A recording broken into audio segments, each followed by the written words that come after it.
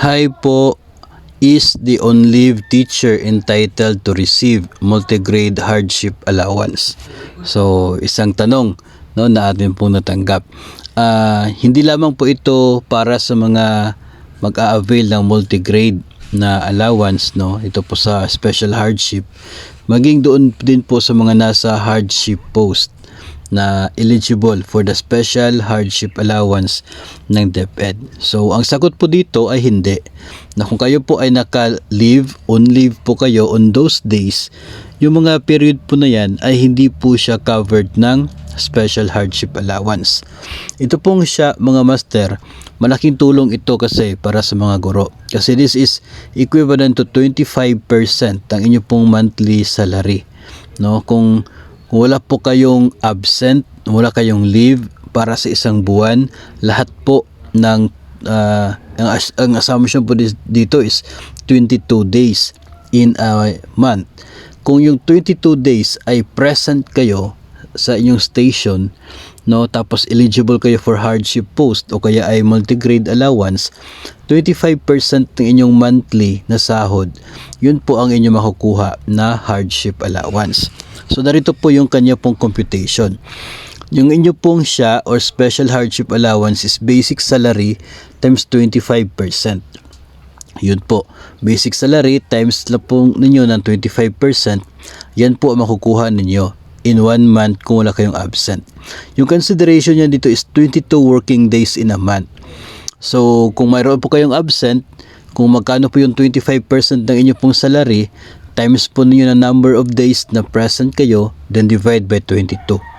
So, yun po ang magiging deserve niyo, magiging amount ng inyo pong hardship allowance. So, kung kayo ay on leave ng 5 days, no, 5 days na kayo na yung total leave niyo sa isang buwan, so 25% ng basic salary, times niyo yan ng 17, divide by 22. Ganyan po, kasi 22 yung kompleto niya in a month. So, parang ganyan po, no? Ganyan po yung kanyang pagkakasolve. So, ito po yung example niya, 19 days yung present out of 22. Tapos, yung kanya pong basic salary is 23,877.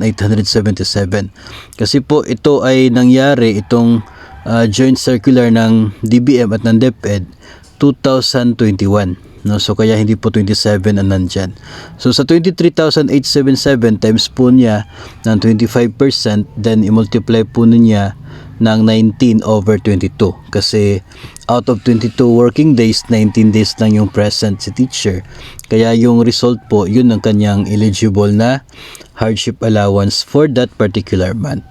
So, ganyan po ang pag-compute ng special hardship allowance sa mga guro.